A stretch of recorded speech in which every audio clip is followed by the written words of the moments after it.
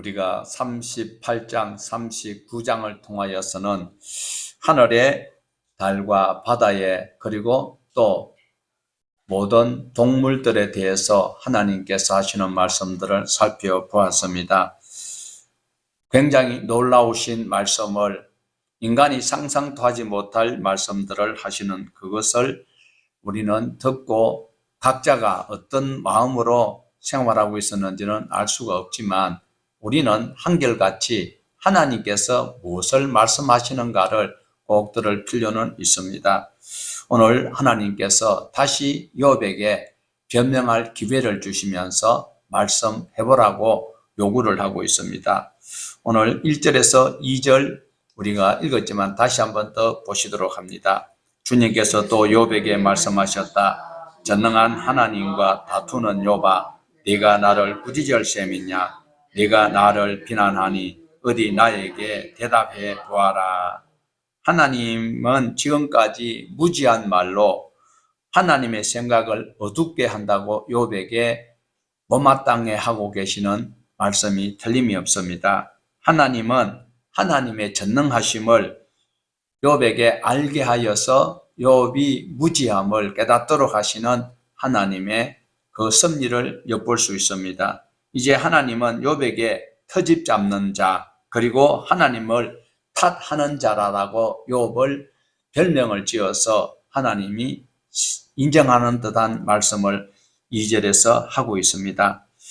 욥은 자기 자신의 의를 주장하다가 하나님이 불의하다라고 판단하는 말씀을 우리가 10장에서 보았습니다. 10장 16절 이하에 보면 하나님은 사자같이 자기를 잔인하게 혹독하게 이렇게 어렵게 만든다라고 또 폭군 같은 하나님으로 묘사한 적이 있었습니다. 하나님은 욥에게 전능자와 다투겠느냐라고 물으십니다.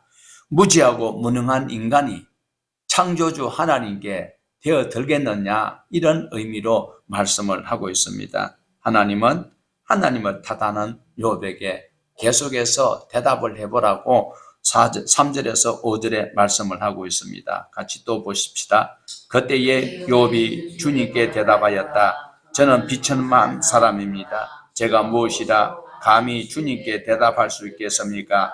다만 손으로 입을 막을 뿐입니다. 이미 말을 너무 많이 했습니다. 더 할 말이 없습니다. 당연히 사람이라면 이 말밖에 할 말이 없을 것입니다. 하나님의 책망을 들은 욥은 더 이상 할 말이 없는 첫 번째 대답이었습니다. 자기는 비천하다라고 고백을 하고 있습니다. 그는 어떤 말도 주님께 더할 대답할 말이 없었다라는 겁니다. 손을 가지고 입을 가려서 할 말을 더 이상 할 말이 없다라고 고백을 하고 있습니다. 무엇이 이렇게 욥에게 겸손할 수밖에 없는 환경으로 이렇게 위축되게 만들었을까요? 전능하신 하나님, 천지를 창조하신 하나님의 음성을 들었기 때문에 그렇습니다. 우리가 잘 알고 있듯이 신약의 맨 마지막 성경인 요한계시록에도 보면 요한은요 평소에 예수님이 이 땅에 십자가 달리기 전에 예수님에게 가장 사랑받던 제자가 요한이었습니다. 성만찬 때 보면 그림에 보면 주님께 기대어 있는 사람이 바로 요한이라고 하는데 주님과 평소에 그렇게 친밀감을 가지고 있었던 요한이 주님께서 십자가에 달려서 죽으시고 사흘 만에 부활하시고 땅에 40일 계시다가 감람산에서 많은 사람들이 500명이 보는 가운데 하늘로 올라가신 이후에 이제 성령님이 임하셔서 이제 사도행전이 시작되었던 것을 우리는 너무나도 잘 알고 있습니다. 그러다가 많은 순교자들이 생기고 다 제자들이 순교를 당하고 맨 마지막에 정말로 사도 요한이 유배되어서 밤모섬에 있을 때에 주일날 어느 주일날에 음성이 들려왔습니다. 지금 전가는 그 말씀을 예, 일곱 교회에 보내라. 일곱 교회에 보내라는 그 음성이 너무나도 크고 너무나도 두려워서 어떤 분인가 싶어서 고개를 돌아볼 때에 주님의 그 위대하시고 근엄하시고 그 얼굴에서 힘있게 비치는 햇빛 같은 그것을 보던 요한은 어떻게 됐다고요? 죽은 자와 같이 되었다라고 말합니다. 주님을 만나면 욥이 꼼짝 못하는 것. 사도 요한이 그렇게 예수님과 친한 사이였는데도 그 부활 이후에 하늘에 승천하시고 하나님 보좌 우편에 계시면서 말씀하시는 그 성자 하나님을 그 빛 보고 죽은 자와 같이 되었다라고 하는 이처럼 욥이 갑자기 겸손하게 되는 것은 하나님의 음성, 창조주의 음성을 들었기 때문에 그렇습니다. 사랑하는 여러분, 오늘 저와 여러분도 하나님을 만나야 겸손해지고 불평이 없어지고 원망이 없어집니다. 우리에게 질병 고통스럽습니다. 아픕니다. 괴롭습니다. 시간이 안 갑니다. 그러나 창조주 하나님, 사랑의 하나님, 전능하신 하나님의 은총을 깨닫게 될 때는 우리는 입에 찬송이 나올 수밖에 없다라는 것입니다. 자기는 미천한 자라고 고백을 하며 죄인임이 틀림없음을 자기 입으로 고백하면서 하나님 앞에 자신의 의의를 주장할 수 없음을 오늘 보여주고 있습니다. 오늘 많은 성도들이, 우리 기독교인들이 자기 나름대로 의의를 나타내는 일들이 욥보다 훨씬 더 하다라는 것 또한 간과해서는 안 될 것입니다. 욥은 솔직히 많은 사람들보다도 의롭게 살았던 것은 사실입니다. 사람들에게 인정을 받았습니다. 칭찬을 받았습니다. 그런데 하나님께서 하루아침에 그 모든 것을 거두어 갔을 때에 졸지에 비난받는 사람이 되고 말았습니다. 그는 고통에 처하게 되었습니다. 힘이 드니까 찬송보다는 하나님께 불평이 섞인 말투가 더 많았다라는 것입니다. 욥에게 무엇이 문제가 되었을까요? 지금까지 그가 선을 행한 그것은 바로 하나님의 은혜였다라는 것을 알지 못하고 있었습니다. 자기에게 건강을 주어서 최상의 컨디션에서 최고의 물질을 가지고 남을 도울 수 있는 그것이 하나님의 은혜였다라는 것을 까먹어버렸다라는 거예요. 오늘날 정치인들이 자기가 할 말을 할 수 있다고 마음대로 저래 하다가 무슨 꼴을 당할지 자명한 사실을 우리는 알고 있습니다. 이 욥기를 보면서 깨닫게 되는 것은 사람은 어느 순간까지는 선할 수도 있고 견딜 수도 있는 것 같아요. 그러나 그 마지노선이 무너질 때에 그때 신앙의 참 진수를 볼 수 있는 것을 볼 수가 있습니다. 욥이 고백한 것 우리 너무나도 잘 압니다. 처음에 고난을 당하였을 때 뭐라고 고백했습니까? 주실 이도 여호와시요 가져가실 분도 하나님이라고 인정을 했습니다. 그러면서도 우리가 지금 40장까지 오면서 엿볼 수 있는 부분은 바로 무엇인가 하면 입술로는 하나님 앞에 겸손한 척하면서 하나님을 인정하는 척하면서도 속에는 자기 의의가 엿보인다라는 것이 우리의 모습이 아닐까요? 여러분 자신 있습니까? 솔직히 저는 욥보다도 여러 수억 배 더한 사실을 가지고 있습니다. 그가 이제 전능하신 하나님을 만났을 때는 자기가 죄인이었습니다. 할 말이 없습니다. 손을 가지고 입을 가리면서 지금까지 내가 너무 많은 말을 했습니다. 이 고백이 저와 여러분의 고백이 되었으면 참 좋겠습니다. 오늘도 하나님의 은혜를 알게 되는 그것이 바로 구원에 들어가는 가장 첫 걸음이 될 수 있다는 것입니다. 바로 은혜를 알게 되는 것은 하나님을 아는 것입니다. 하나님을 모르면 은혜 받았다고 할 수 없습니다. 금식하고 철회하고 찬송을 목이 터지라고 부르고 성경 요절 외운다고 하나님을 아는 것은 아니다라는 것입니다. 하나님 앞에서 자기 자신이 아무것도 아님을 아는 그것이 바로 은혜다라는 것입니다. 다시 하나님께서는 말씀하십니다. 6절과 7절 같이 보십시다. 그러자 주님께서 폭풍 가운데서 다시 말씀하셨다. 이제 허리를 동이고 대장부답게 일어서서 내가 묻는 말에 대답하라. 하나님께서 폭풍 가운데서 다시 말씀하십니다. 무슨 모습으로 말씀을 하고 계신다라는 겁니다. 하나님은 욥에게 대장부답게 말해봐라. 대장부라는 소리가 나온 구절이 있어요. 다윗이 죽을 때 유언할 무렵에 대장부라는 단어를 쓴 적이 있습니다. 사랑하는 여러분, 대장부답게 허리를 묶고 대답을 하라고 말합니다. 욥이 의롭다고 주장하다가 하나님이 불의하다라고 불평을 하던 그가 갑자기 하나님 앞에 책망을 듣게 되는 이 장면, 오늘 저와 여러분 주님 앞에 섰을 때에 어떤 것을 내놓을 수 있을까요? 욥은 솔직히 보통 사람보다는 의로운 사람이었습니다. 그런데 그는 고난을 받았습니다.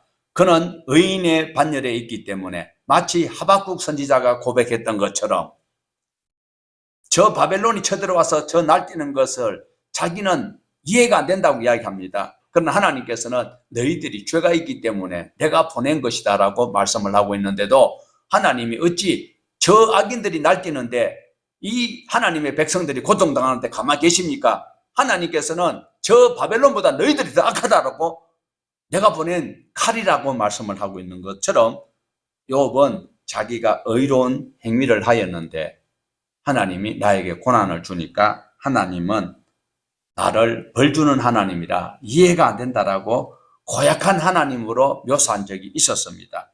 그러나 의인이 고난을 받는 그것 또한 하나님께서 주시는 은혜라는 것입니다. 욥이 의롭게 살아도 하나님의 은혜를 깨닫지 못하였을 때는 자기 의가 드러나기 때문에 고통스러웠을 때, 마음이 아플 때 가족들이 다 죽고 마누라는 어디 갔는지 연락도 없고 몸에는 말할 수 없는 이 피부병으로 고통을 당하고 있을 때에 선한 말이 나오지 않았던 것, 우리는 충분히 이해가 됩니다. 그러나 하나님께서는 그 고난을 통하여서 하나님의 새로운 사역자가 되기를 원하셨던 것입니다. 하나님께서는 그 고난을 통해서 깨달음을 통하여서 그 신앙이 성장하기를 원하셨습니다.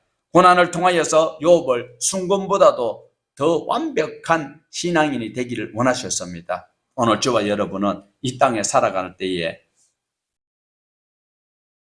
물질이 넉넉하지 않습니다. 물질 가지고는 천국 못 갑니다. 하지만은 내가 물질 때문에 고통을 당합니까? 어떤 대인관계 때문에 내가 괴로움을 당하고 있습니까? 아니면 내 건강 때문에 힘들어하고 있습니까? 그 고통을, 그 가시를 통하여서 하나님께서는 우리를 한 단계 더 성장시키고자 하시는 하나님의 사랑의 은총이 있다는 것을 꼭 기억을 하셔야 합니다. 그 고통을 통하여서 더 깊은 은혜의 바다로 우리를 인도하시는 하나님임을 꼭 기억을 하시고, 하나님은 우리를 위로하여 주신다라는 것 꼭 기억을 하셔야 합니다. 8절과 9절을 다시 보십시다. 아직 내가 자신을 옳다고 하려고 내게 잘못을 덮어 씌우려느냐? 내 팔이 하나님의 팔만큼 힘이 있느냐? 내가 하나님처럼 천둥 소리 같은 우렁찬 소리를 낼 수 있느냐? 이 말씀은 하나님께서 역설적으로 말씀하시는 것이지요. 아주 강한 반대의 의미입니다. 내 공의를 부인하려느냐? 이 소리는 바로 내 공의를 판결된 것을 너가 부인하는 것, 비난할 수 없다라는 말씀입니다. 내 의를 세우려고 나를 악하다 하느냐? 이 소리는 내 욥의 너의 의를 세우려고 하나님의 하신 일을 악하다고 할 수 없다라는 말씀입니다. 네가 하나님처럼 능력이 있느냐? 이 소리는 내게는 하나님과 같은 능력이 결코 없다라는 의미이겠지요. 하나님처럼 천둥 소리 같은 우렁찬 소리를 낼 수 있겠느냐? 너는 이런 소리를 낼 수 없는 미약한 존재다라고 말씀을 하고 있습니다. 하나님과 인간의 차이는 비교가 안 되는 것이죠. 비교를 할 수 없습니다. 집에서 키우는 반려견이나 반려묘가 주인의 마음을 알 수 없는 것, 비교하는 것처럼 우리가 하나님과 우리 존재를 비교하는 것은 죄입니다. 아예 비교가 안 됩니다. 티끌도 안 되는 것이죠. 하나님께서는 하나님이 손으로 지은 집에 계실 수 있어요? 없어요. 아무리 세계에서 큰 교회가 우리나라에 있다 손치더라도 거기 하나님 못 들어가셔요. 그 하나님을 욥이 비교할 수 없다라는 것을 말씀을 하고 있습니다. 그러므로 우리는 하나님을 이해하는 것은 다른 방법으로 이해하는 것이 아니라 말씀을 통하여서 은혜에 푹 잠기는 그것이 이해하려고 하는 마음보다도 훨씬 더 칭찬받는 신앙의 행위라는 것을 기억을 할 수 있어야 합니다. 10절에서 14절입니다. 어디 한번 위엄과 존귀를 갖추고 영광과 교만한 자들을 노려보며 내 끓어오르는 분노를 그들에게 쏟아내고 그들의 기백을 꺾어보아라. 모든 교만한 자들을 살펴서 그들을 비천하게 하고 악한 자들을 그 서 있는 자리에서 짓밟아서 그 모두 얼굴을 천으로 감아서 무덤에 뉘어보아라. 그렇게만 할 수 있다면 너는 너를 찬양하고 네가 승리하였다는 것을 내가 인정하겠다. 하나님께서 너가 나한테 불만이 가득한데 그러면 내가 너에게 권한을 줄게. 한번 해봐. 그러니까 하나님 실제로 이런 능력을 다 주시면서 하라고 하면 그대로 하면 되는데 그 능력은 하나님 주시지는 않았어. 그러면서 너가 워낙 불평이 많으니까 네가 대통령 한번 해봐. 그렇게 잘하거든. 대통령 한번 해보란 말이요. 에? 대통령 한번 다 할 것 같았는데 잘 안 되는 거예요. 다 안 주시면서 욥에게 권한을 위엄을 갖추고 마음껏 너 마음대로 한번 해보라라는 겁니다. 교만한 자를 노려보면서 너 끌어오는 분노를 그들에게 쏟아내고 그들의 기백을 꺾어버려. 예, 특검하는 거 사거리 네 마음대로 한번 조져봐. 이렇게 말씀하는 것과 같습니다. 끝에는 뭐라고 합니까? 13절 우리 같이 한번 보십시다. 모두 땅에 묻어보아라. 모두 얼굴을 천으로 감아서 무덤에 뉘어보아라. 얼굴을 천으로 감는 것은 뭡니까? 수위를 감으면 시체잖아요. 시체. 네. 시체를 만들어서 너 원하는 대로 한번 해봐. 그러면 14절 읽어보십시다. 그렇게만 할 수 있다면 나는 너를 찬양하고 네가 승리하였다는 것을 내가 인정하겠다. 가소롭다는 소리죠. 예, 지금 이제 아장아장 걷는 아들내미가 할아버지하고 팔씨름하자고 덤비면 할아버지가 어떻게 해요? 너가 나 이기면 내가 너 원하는 대로 다 해줄게. 이 비교와도 안 되는 비교지요. 예. 하나님은 욥이 영광스럽게 되어서 악인을 심판한다면 욥이 너 자신을 구원할 수 있는 건 내가 인정해 줄게 할 정도로 우리에게 하시는 말씀이 무엇일까요? 저와 여러분 짜증내고 불평내고 원망할 거 하나도 없어요. 하나님께서 하시는 말씀은 반어법입니다. 욥은 영광과 그리고 권위와 모든 심판도 할 수 없는데 너 내가 하도록 해줄게 해봐. 할 수 없다라는 거예요. 그때는 뭘 해야 될까요? 무릎을 꿇어야지요. 다윗이 나쁜 짓을 했었어요. 그때 하나님께서 아주 섭섭한 마음으로 나단 선지자를 보냈어요. 다윗의 위대함은 어디 있습니까? 왕임에도 불구하고 하나님의 말씀을 전하러 온 나단 선지자 앞에 하나님의 음성이 들려지니까 무릎을 팍 꿇었습니다. 오늘 저와 여러분 또 내가 연약한 존재라고 고백할 때에 하나님께서 우리를 다시 세워주신다는 사실을 꼭 기억을 하셔야 합니다. 우리가 구원받을 수 있는 것은 모두 하나님의 전적인 은혜인 것이지 내가 어떻게 해서 오늘날 많은 교회들이 실수를 하고 있는데요. 구원 얻을 수 있는 방법이 있는 것처럼 말하고 있는데 구원을 얻을 수 있는 방법은 누구도 할 수 없습니다. 하나님의 은혜로만 구원을 얻을 수 있어요. 그러나 하나님의 은혜가 어떤 것인지를 알 수 있도록 가르치는 것이 주님이 피로 값주고 산 교회 안에서 창세기부터 요한계시록까지 말씀을 바로 알면 이것이 하나님의 은혜구나. 그 말씀을 깨닫는 자가 하나님이 기뻐하시는 뜻대로 살아가기 때문에 하나님께서 우리를 사랑하여 주시는 농도가 더 진해질 수 있다는 것을 우리에게 소개를 하고 있습니다. 그것을 우리 교회도 전하고 있습니다. 하나님께서는 하나님의 일을 하고 인간은 인간의 일을 하면 모든 것이 순조롭게 진행이 되어져 갑니다. 안타까운 것은 하나님은 하나님의 일을 너무 적극적으로 하시는데 인간은 너무 잔머리를 굴린다. 잔머리는 호화스러운 단어입니다. 잔대가리를 굴리고 있습니다. 그 다음에 15절에서 24절까지 보면 베헤못이라는 것이 나오고 있는데요. 개역 성경에서는 이 베헤못을, 자, 우리 15절 한번 읽어보십시다. 베헤못을 보아라. 내가 너를 만든 것처럼 그것도 내가 만들었다. 그것이 소처럼 풀을 뜯었지만, 자, 개역, 그러니까 우리가 지금 가지고 있는 것은 개역 개정입니다.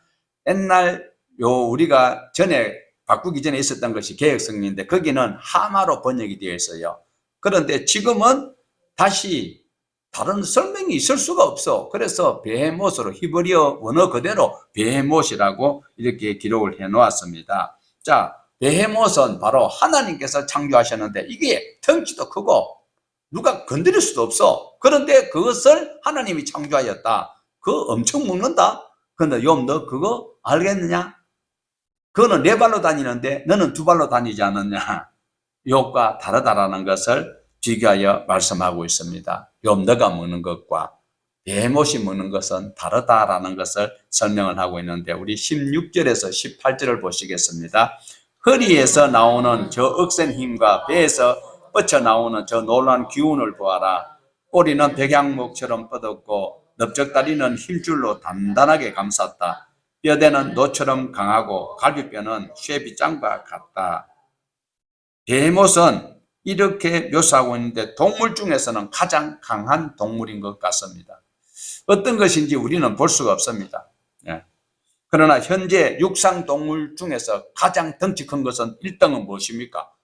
코끼리지요. 두 번째로는 코뿔소 내지는 하마일 수 있습니다. 그러나 베헤못은 이 세 가지보다도 더 장엄한 것 같아요. 우람한 것 같아요. 알 수 없을 정도의 동물을 하나님께서 지으셨다. 그리고 관리하신다라는 것을 말씀하고 있습니다. 자, 우리 19절에서 24절까지 단번에 보시겠습니다. 그것은 내가 만든 피조물 가운데 어떤 가는 것, 내 무기를 들고 다니라고 만든 것이다. 모든 들 짐승이 즐겁게 뛰노는 푸른 산에서 자라는 푸른 풀을 그것의 먹이다. 그것은 연꽃 아래 눕고 갈배 늪 속에다가 몸을 숨긴다. 연꽃 냇가의 버드나무들이 그것을 둘러산다. 강물이 넘쳐도 놀라지 않으며 요단강의 물이 불어서 입에 차도 태연하다. 누가 그것에 눈을 감겨서 잡을 수 있으며 누가 그 코에 갈고리를 꿰할 수 있느냐. 베헤못은 아까 우리가 말했듯이 우리가 상식적으로 알고 있는 코끼리보다도 더 큰 것 같아요. 뉘앙스가. 그러나 확실히 어떤 것이라고는 말한 적이 없어서 베헤못이라고 성경학자들이 다시 하마에서 베헤못으로 바꾸어놨습니다. 그 모습은 하마와 비슷하다. 황소처럼 풀을 뜯어먹고 다리는 청동으로 만든 기둥 같고 그리고 뼈대와 무쇠 빗장 같은 갈비뼈를 가진 짐승이다. 그런데 그 큰 것이 연꽃 잎 그 밑에 숨어가 있다가 그리고 가끔 강에 오른다고 하는데 전설에 의하면 2세기까지는요 나일강 하류와 그리고 또 수리아의 오론테스 강에 이것이 살았다라고 전해지고 있는데 어떤 것인지는 알 수가 없습니다. 이 베헤못은 강물이 아무리 소용돌이 쳐도 워낙 덩치가 있기 때문에 겁을 안 낸다라는 거예요. 마치 방주처럼. 물속에 살지만은 음식을 찾아 먹기 위해서는 강 바깥으로 나와서 풀을 뜯어먹는다라고 말씀을 하고 있습니다. 이 베헤못을 가지고 하나님께서 하시는 말씀은 욥아 너는 작은 동물들도 잡기 어렵지 특히 베헤못같이 큰 이런 것들은 너 잡을 수도 없어. 그러나 나는 그것을 만들었고 나는 그것을 관리하는 전능한 하나님이야. 그러면 욥이 어떤 대답을 해야 할까요? 세상에서 아무리 자기가 강하다고 할지라도, 아무리 니무롯이 바벨탑을 하늘 꼭대기까지 쌓으려고 해도 하나님께서 그거 무너뜨리지 않았습니다. 말 한마디 바꿔버렸는데도 그 바벨탑이 진행이 안 되었습니다. 전능하신 하나님이 어떤 방법으로 우리를 구원해 주실는지는 알 방법은 없습니다. 그러나 하나님께서 우리에게 주시는 계명을 하라고 하는 것만 잘 지키고 하지 말라고 한 것 안 하면 우리는 하나님의 은총을 받을 수 있는 하나님의 백성이 되는 것입니다. 오늘 본문을 통해서 하나님께서 역시 하나님은 하나님이시고 우리는 피조물은 피조물이다라는 것을 고백하는 그 고백이 우리에게 선행되어야 될 것을 말하고 있습니다. 그러면 여기서 베못을 통하여서 하시고자 하시는 말씀은 무엇일까요? 하나님이 만든 동물들 중에서는 인간보다도 힘이 월등한 것이다. 지혜는 하나님께서 우리에게 주셨어요. 신명막성한 하나님의 섭리가 우리에게 있는 것은 모든 짐승들은 사람을 보면 피한다라는 거예요. 이게 하나님의 은혜지요. 그러나 능력이나 힘은 훨씬 더 우리보다 센 동물들이 많다라는 것을 우리에게 보여주고 있습니다. 그것을 하나님이 창조하셨다라는 거예요. 여러분, 너 그거 알 수 있느냐? 똑똑한 여러분, 자기 수단과 방법으로 이 땅에서 살려고 만세반석하려고 하지만 기한이 정해져 있는 거예요. 그 하나님을 우리는 인정할 때에 하나님의 은혜가 내게 소유가 된다라는 것을 말하고 있습니다. 오늘 40장을 통해서 우리는 하나님께서 뭘 말씀하시고자 하는지를 엿볼 수가 있습니다. 먼저는 하나님의 생각과 인간의 생각은 전혀 다르다. 하나님의 생각과 하나님의 그 길은 우리가 생각하는 것과 전혀 다르다라는 것입니다. 또한 우리가 겸손할 때에 하나님을 경외할 수 있는 그런 내 신앙의 태도가 수립이 된다라는 거예요. 하나님이 인정하지 않으면요, 내 주먹을 믿으라는 건방진 소리가 막 나와요. 그러나 하나님을 우리가 존귀하신 하나님의 그 성호만 바로 깨달아도 우리는 하나님을 경외할 수 있는 신앙의 그 범주에 들어갈 수 있는 은혜를 얻게 되는 거예요. 하나님의 인정하는 그것이 우리의 살 길이에요. 영생할 수 있는 길이에요. 그런데 그것조차도 하나님을 인정하지 아니할 때는 우리에게는 주어지지 않는다라는 거예요. 하나님은 모든 것을 다 알고 계십니다. 하나님께 귀를 기울이는 자가 살아갈 수 있습니다. 오늘날 저와 여러분은 눈을 들어서 하나님의 말씀을 보아야 할까요? 눈을 감고 교회 와서 기도하여서 내 귀로 하나님의 음성을 들어야 할까요? 기록되어 있는 말씀을 우리 눈으로 확인하는 것은 검증이 되지만 내가 기도하다가 귀로 듣고 마음에 느끼는 체험을 가지고 구원 얻는다는 것은 굉장히 위험한 일이기에 절대 해서는 안 됩니다. 그러므로 성경은 무엇이다? 인생 사용 설명서다라는 것을 꼭 염두에 두셔야 합니다. 하나님께서는 이 기록된 말씀을 통하여서 하나님께서 하신 일을 계획하시고 그리고 어떻게 하신다라는 결론까지 다 나와 있으니까 저와 여러분은 하나님이 우리를 사랑하시는 그 정표로 주시는 이 성경을 귀하게 여겼어야 한다라는 것입니다. 하나님의 말씀을 듣지 아니하고 순종할 수 있는 방법은 없습니다.